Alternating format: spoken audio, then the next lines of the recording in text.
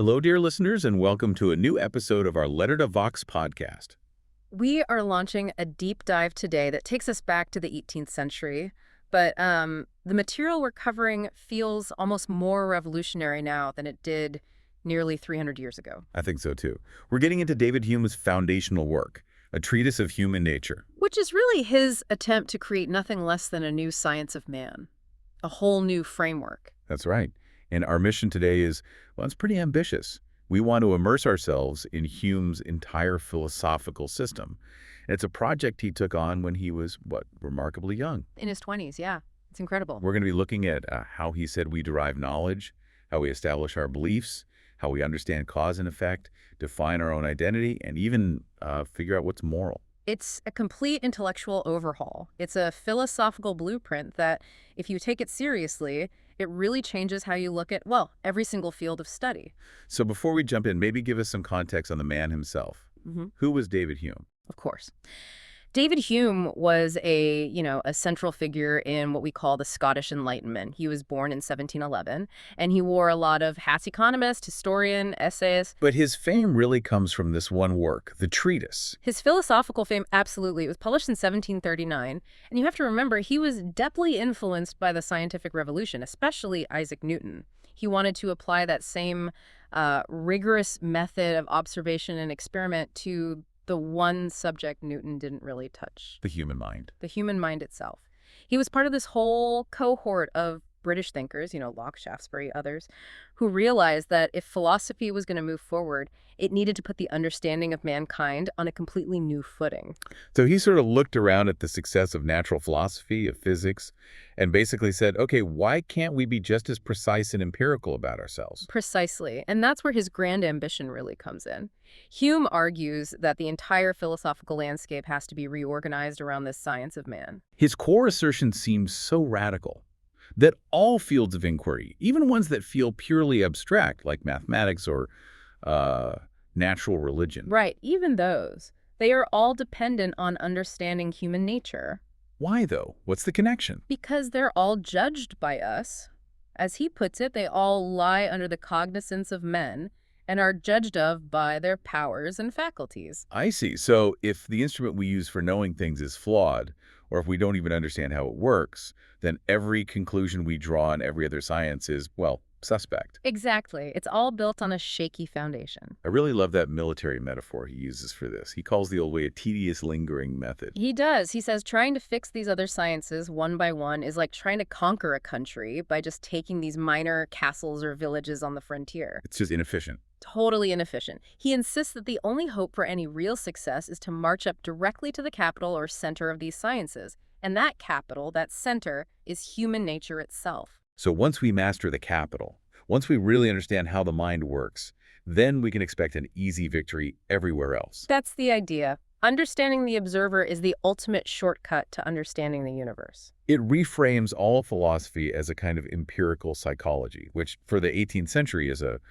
massive conceptual leap. It's huge. But if the goal is to be empirical, what are the rules? You can't put a thought in a test tube. Right. So the empirical requirement for Hume means this new science has to be built on careful and exact experiments and on observation of those particular effects, which result from its different circumstances. So we treat the mind like a system where we can observe regular connections between, say, inputs like sensations and outputs like ideas and beliefs. Yes.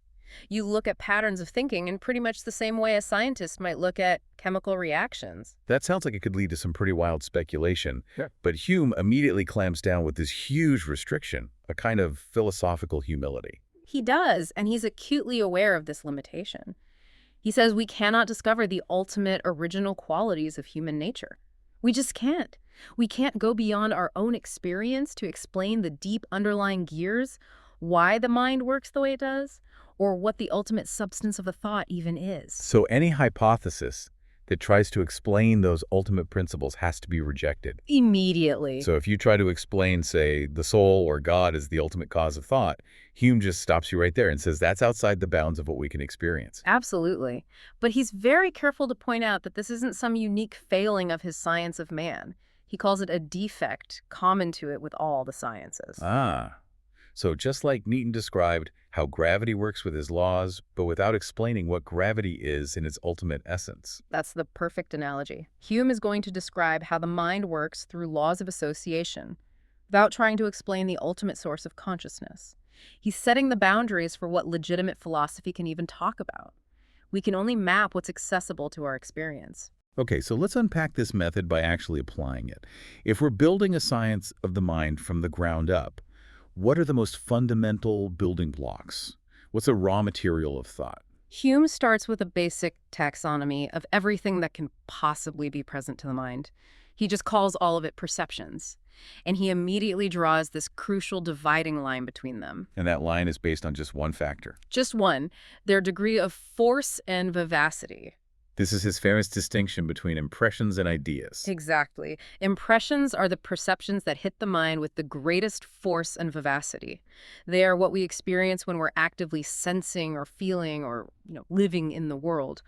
All our sensations, our raw emotions, our passions, they're immediate and powerful. And ideas. Ideas are the other side of that coin. They are the fainter, less lively copies or reflections of those impressions. These are the thoughts, the concepts, the memories we form when we reflect back on the original experience. So, the difference between having a headache right now, which is a very powerful impression, and then later recalling the memory of that headache, which is a much fainter idea. That's the core distinction, precisely. Or think about the color blue. Physically looking at a blue wall is the impression. Closing your eyes and remembering the concept of blue is the idea. And the key relationship here is that impressions and ideas are basically exact representations of each other. Yes, they only differ in their degree of force and liveliness. The idea is essentially the mental shadow that's cast by the original, more vivid impression. This sounds pretty straightforward, but the implication is just immense.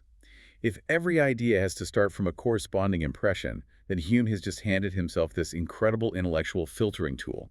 It's his weapon. A weapon to critique any philosophical concept that doesn't have a clear origin in sensory or, internal emotional experience. It's the ultimate skeptical tool. If you come to him and claim you have an idea, let's say the idea of an immaterial substance or some universal moral principle, Hume can just challenge you. Show me the original impression. Show me the impression from which that idea was derived. And if you can't, he concludes the idea is either meaningless or, worse, just a fiction of the imagination. And to really lock this tool down, he makes this general proposition. He does. He states that all our simple ideas, when they first appear, are derived from simple impressions, which correspond to them exactly. This constant pairing impression always coming before the idea is for him the empirical proof that the impression is the cause of the idea. Okay, to make sure we're on solid ground here, we need to get clear on the difference between simple and complex perceptions. How does the mind organize all this sensory input?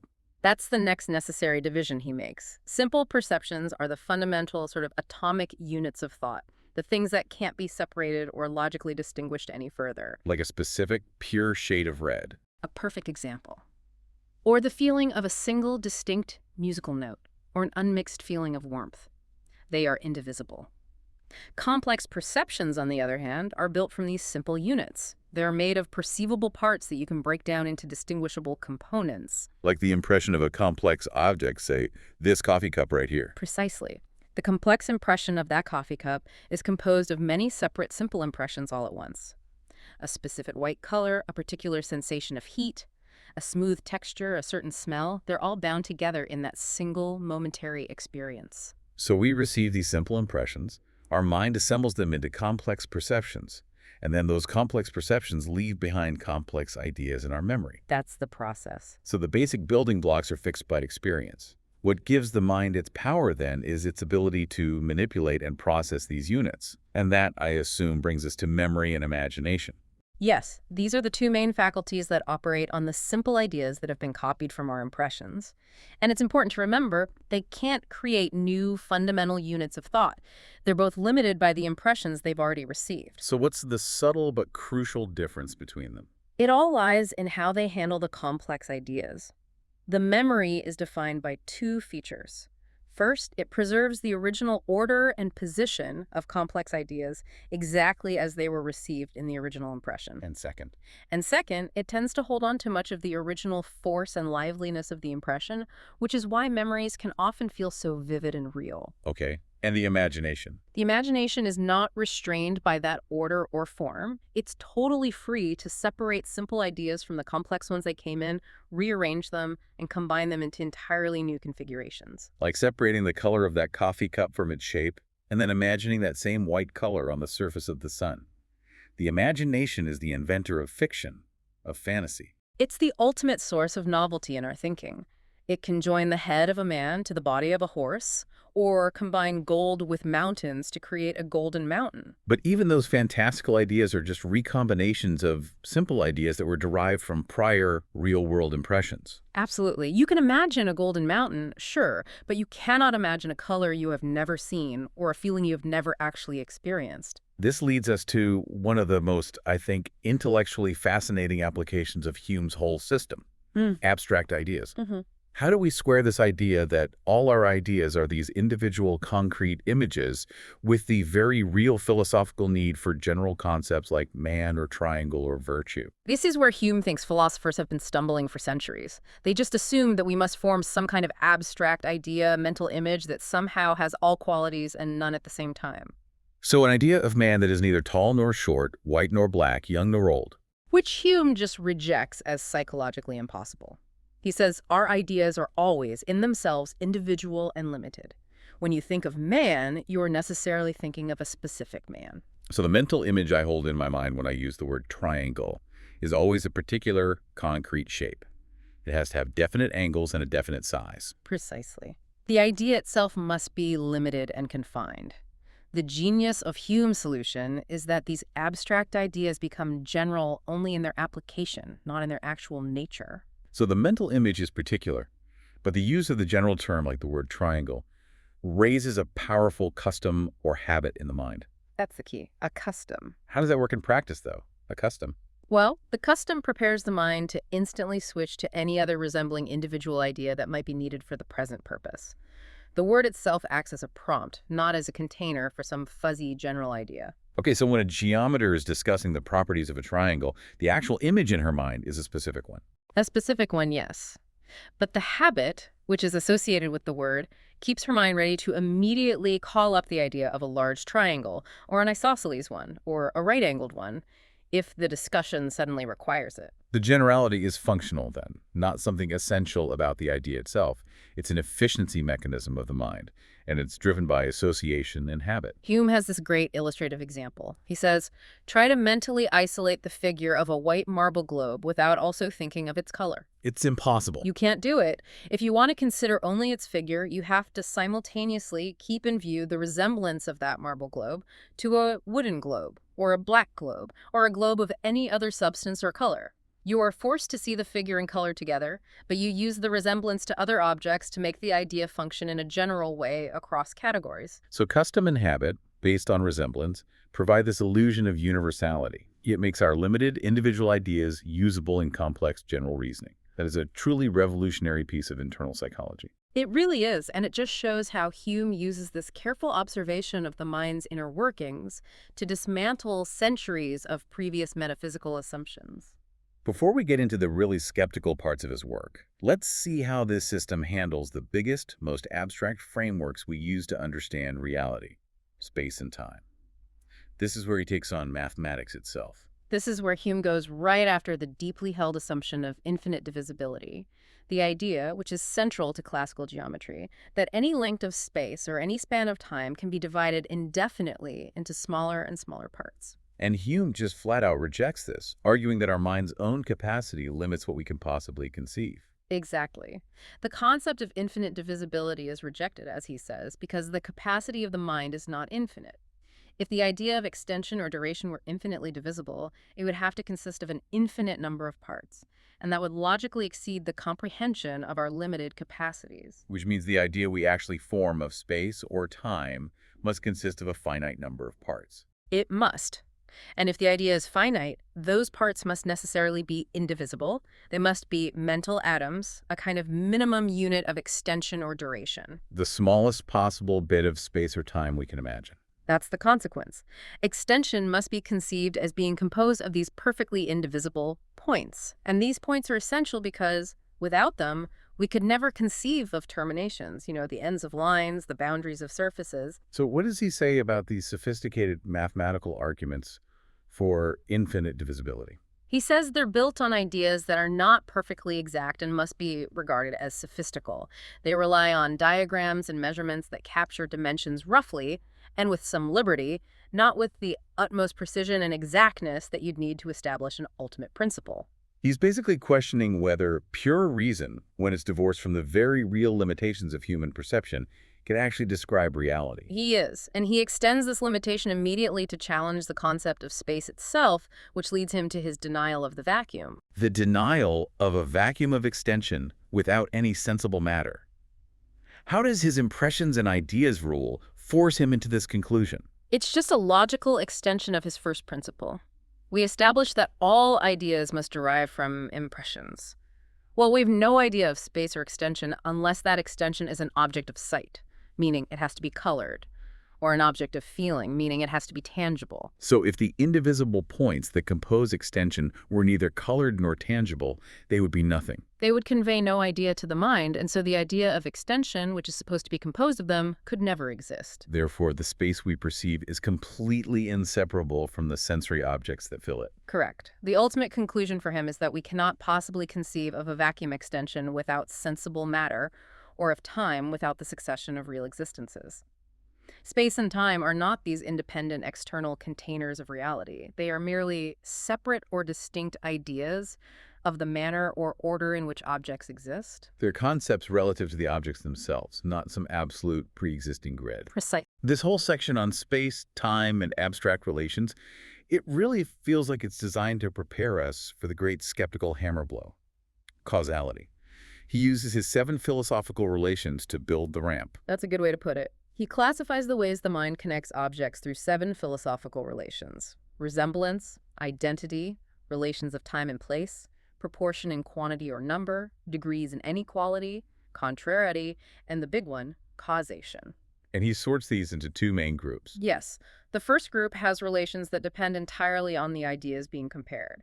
They never change as long as those ideas stay the same.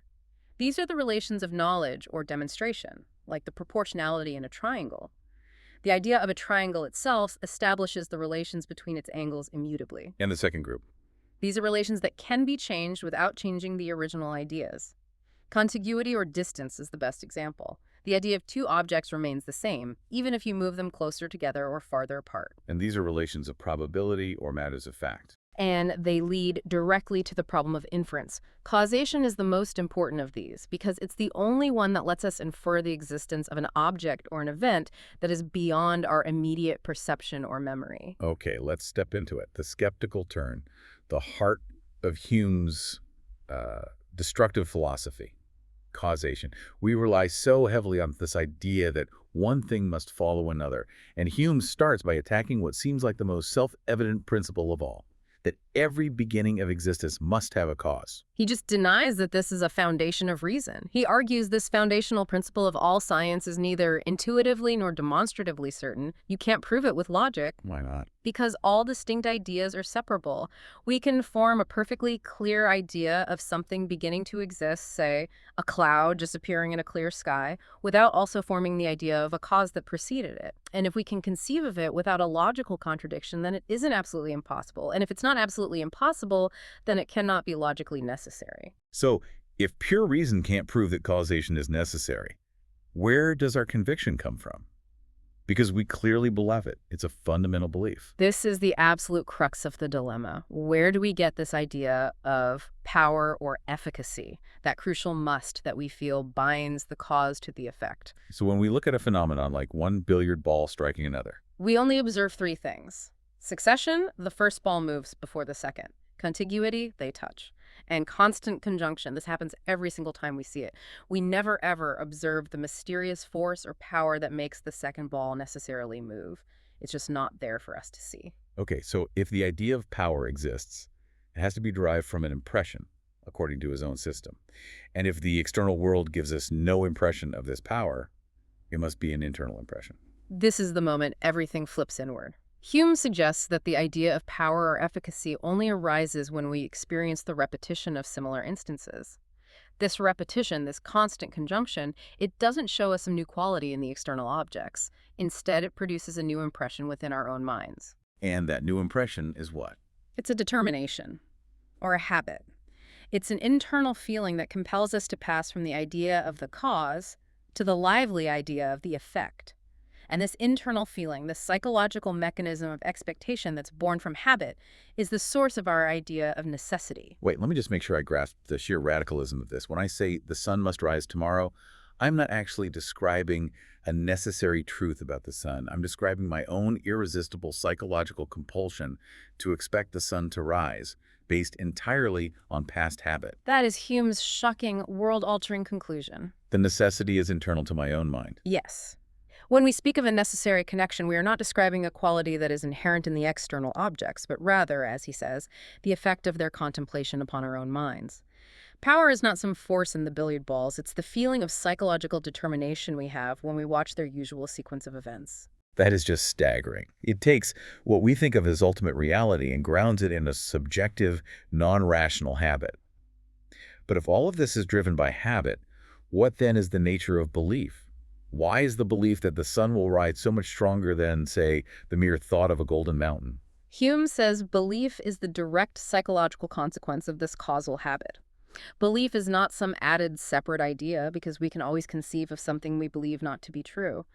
Belief is a manner of conception. It's a certain forcefulness or intensity that gets added to an idea. A feeling, then. A feeling or a sentiment, yes.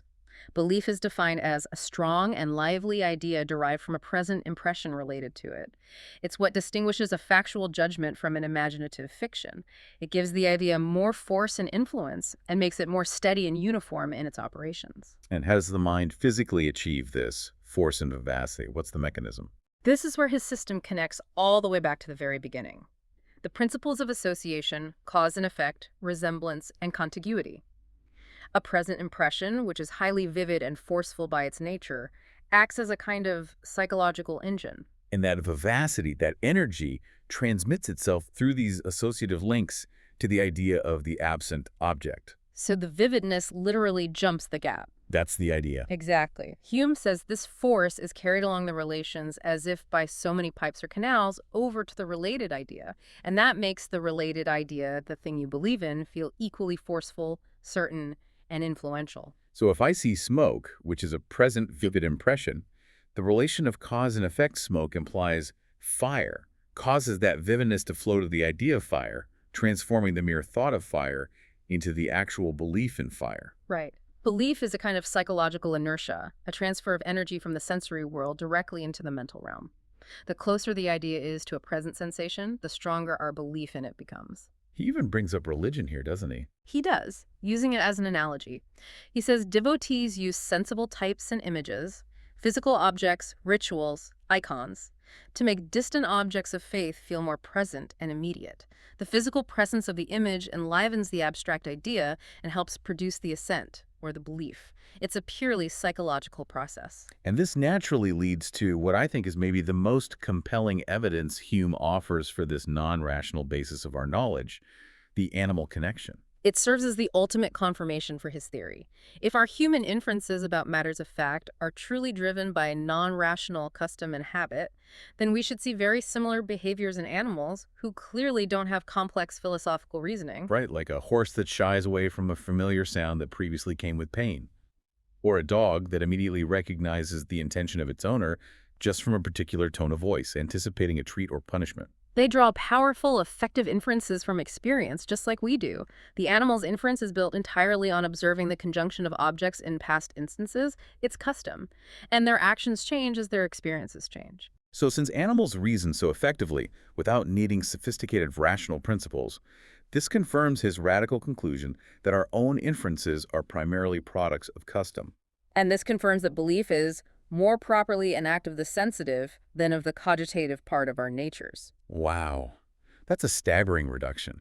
It means our deepest conviction that the external world is stable and predictable is maintained not by our genius, but by the same psychological reflex that guides a dog to its dinner bowl. And that's precisely why these beliefs are so difficult to shake. They aren't based on premises you can logically refute. They're based on habits that are, as he says, antecedently implanted in the mind and rendered unavoidable. So if the external world and our knowledge of it are governed by these non-rational habits, we have to now turn this same relentless method inward.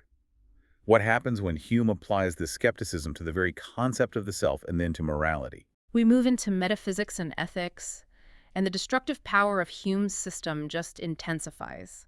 He immediately targets the traditional idea of the soul, the simple, continuous, and identical self or substance that supposedly persists unchanged through time. And he just denies its existence entirely. Flatly.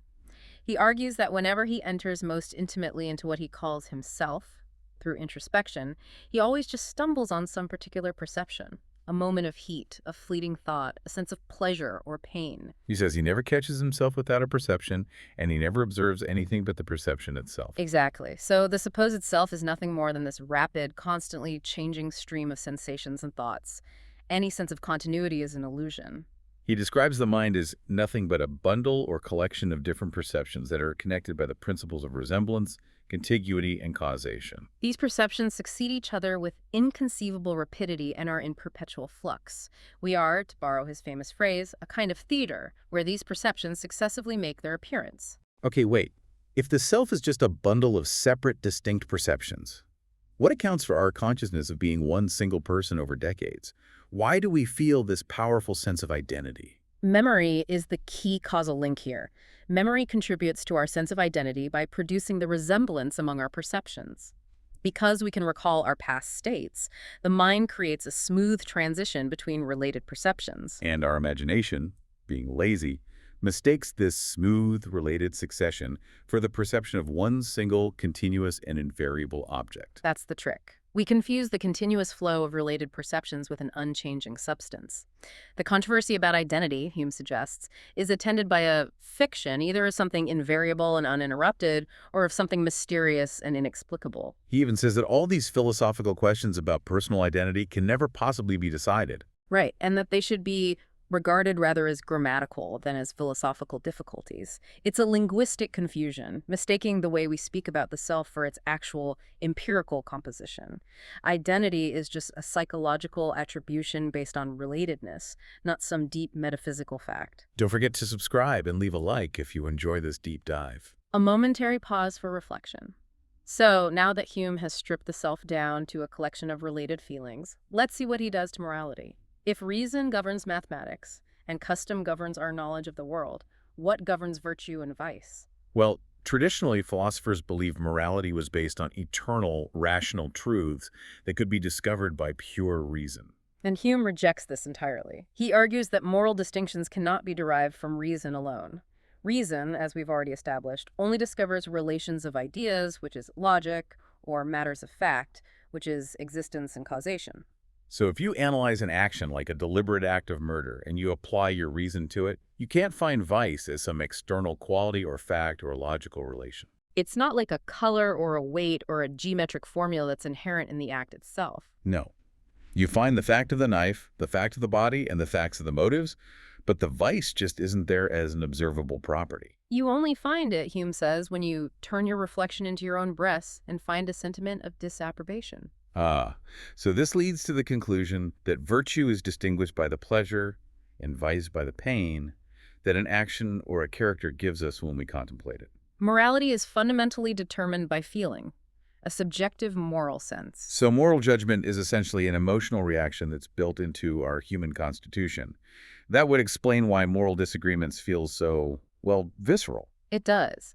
And since morality is a subjective sentiment, the rest of Hume's ethical project is really an examination of why certain actions or characters cause us pleasure or pain.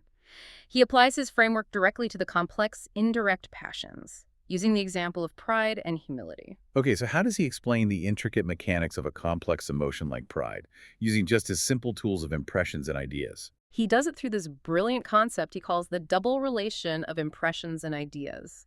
It's a mechanism that explains how an external cause can translate into a specific internal passion. We need to break down the relations. Okay, so start with the object and the sensation. The object of pride or humility is always the self, that psychological bundle we just talked about. This is fixed by a natural instinct. The sensation is also fixed. Pride is a pleasant sensation. Humility is a painful one. Right. Now, the cause, the external thing that triggers the pride. The cause has to have a double relation for it to work. First, the cause must, on its own, produce an impression that resembles the passion. So if I feel pleasure from the cause, it makes it easier to transition to the pleasant passion of pride. Second, the subject on which that quality exists must be related to the self. Let's use a concrete, extended example. Not property. Let's say a personal achievement. See, I paint a brilliant, masterful portrait. Okay, the painting is the cause. First, the quality itself, the mastery, the brilliance, naturally produces an independent pleasure in anyone who sees it. It's an impression of aesthetic satisfaction. And that pleasant impression resembles the pleasant passion of pride. Exactly, that's the first relation. Second, the subject on which that mastery adheres is the painting, which is related to the self through the act of creation and ownership. That's the second relation. So the mind moves from the idea of the related object, the excellent painting, to the idea of the related subject, the self. And at the same time, the pleasant impression, the aesthetic satisfaction, flows to the related passion, pride, which is also a pleasant feeling. And the transition from idea to idea and the transition from impression to impression, they mutually assist each other. They give the mind this double impulse, which powerfully generates the specific feeling of pride. Hume was so confident in this psychological mapping that he said, "Scarce any system was ever so fully proved by experience." This systematic approach then leads us to the societal level, justice. If morality is based on feeling, how do we establish these abstract, consistent, and often inconvenient rules like property rights that frequently clash with our immediate feelings? This is where Hume introduces the important distinction between natural virtues, like kindness, which cause pleasure immediately, and artificial virtues. And justice is one of those. Justice, property, and the rules that govern society are artificial inventions. They are established by convention or artifice. They are not natural laws discovered by reason. So what necessity drove humans to invent them in the first place? They're a remedy for human infirmity. Hume sees two great infirmities in us: our pervasive self-love, our egoism, and our limited generosity. You combine that with the fact that external goods, our possessions, are unstable and scarce. So if we all just grab what we want because of self-love, society collapses. It does. So the rules of justice arise from a general sense of common interest, where people mutually agree to restrict their immediate appetites. So the foundation of justice is actually self-interest, but a self-interest constrained by a collective awareness. We realize that our self-interest is much better satisfied by its restraint than by its liberty. Exactly. The convention to respect property starts informally and then it hardens into rules, sort of like a boat crew agreeing on a rhythm for rowing. But here's the second crucial step. Why do we call justice a virtue? Since it is artificial and often inconvenient to us as individuals, the moral approval must come from another source. And that source is sympathy and utility. Yes. The system of justice is upheld because of its overwhelming utility to society. A single act of justice might even be harmful, like justly returning a weapon to a madman. But the general system of secure property is absolutely necessary for any human society to subsist. So how do we as individuals come to approve of that distant, abstract utility? Through sympathy. We sympathize with the public interest and we share in the satisfaction or uneasiness that's felt by society when the general system of rules is either upheld or violated. And sympathy is this powerful principle that allows us to feel or sort of reproduce the feelings of others. Right. When we observe an action, virtue is whatever produces satisfaction in us upon the general survey of its tendency for society. Sympathy, he says, takes us so far out of ourselves as to give us the same pleasure or uneasiness in the characters of others as if they had a tendency to our own advantage or loss. This is so crucial. Sympathy transforms a system of self-interested rules into a moral obligation. We don't necessarily feel pleasure from the act of paying our taxes, but we feel pleasure from the utility of the system of law and order. And that sympathetic pleasure makes us deem the entire framework virtuous. And this extends all the way up to political obedience. The duty of allegiance to a government is initially based on contracts, sure, but Hume argues it quickly takes on an original obligation that's independent of any promises, and it's justified purely by its utility. We need government to enforce the artificial rules of justice in large societies. And the necessity of maintaining that society becomes the foundation of the moral duty to obey the magistrate. This entire system is just incredibly consistent. Every major concept, knowledge, the self, morality, justice, is stripped of any abstract, rational, or divine foundations and grounded entirely in empirical observation, psychological habit, and sentiment. That consistency is what makes Hume the ultimate skeptic of the Enlightenment. He systematically shows that we know far less than we think we do, and what we do know is often based on irrational compulsion. He has stripped away innate ideas, necessity, substance, and the rational basis of morality, leaving us with a psychological machine driven by instinct, habit, and feeling. Okay, let's try and pull all this together into our final takeaways, just to summarize the central revolutionary statements of this deep dive. Sounds good. Hume's Science of Man provides, I think, four interlocking, powerful conclusions that really redefine our understanding of ourselves. Okay, the first takeaway. The mind's foundation is empirical and limited. Yes. All our simple ideas are just direct copies of simple impressions, and they're only distinguished by their force. The mind cannot conceive of anything that wasn't previously encountered in sensation or feeling. Even abstract concepts are always individual in nature, and they only gain generality through the custom or habit of applying them broadly. It shows the mind's limited, finite capacity. The second takeaway. Knowledge of reality is habit, not reason. Our fundamental beliefs concerning matters of fact, cause and effect, the continued existence of external objects, they're rooted entirely in non-rational habits, in custom and instinct. We can't prove necessary connection, we just feel the determination of our mind to pass from the cause to its usual effect. And belief is nothing more than a powerful, vivid idea whose force has been transferred from a present impression through our associative relations. The third conclusion covers the personal realm. The self is a bundle, morality is sentiment. Hume denies the existence of a simple, identical, continuous self. He describes the mind instead as this quickly shifting bundle of distinct perceptions connected only by psychological relations like causation and resemblance. And morality is likewise subjective. Virtue and vice are not objective facts discovered by reason, but are subjective sentiments of pleasure or pain that we feel when we contemplate an action or a character. And the final, great societal statement. Society and justice are artifice based on utility. Justice, property, and political allegiance are all artificial systems created by human convention. They're established initially by self-interest to remedy our collective infirmities, like self-love and limited resources. These systems are justified and maintained solely by their utility for society, and our moral adherence to them is cemented through the powerful social principle of sympathy for the public good. It's just a profound skeptical tour de force. Hume essentially concludes that we aren't rational creatures, but habitual ones. And the irony of this great thinker is what leaves us with our final thought. He set out to make philosophy a rigorous science, but he ended up showing that the most complex and important conclusions we draw about reality, about obligation, about our own identity, are often sustained not by abstract truth or certain demonstration, but by the trivial qualities of the fancy and the powerful, irresistible forces of habit and imagination. So if the very foundations of reason itself are merely custom, and the impulse that leads us to question those foundations is just one fragile faculty of the mind, what true, unshakable grounds do we actually have for preferring philosophical reflection over the natural, easy flow of instinct?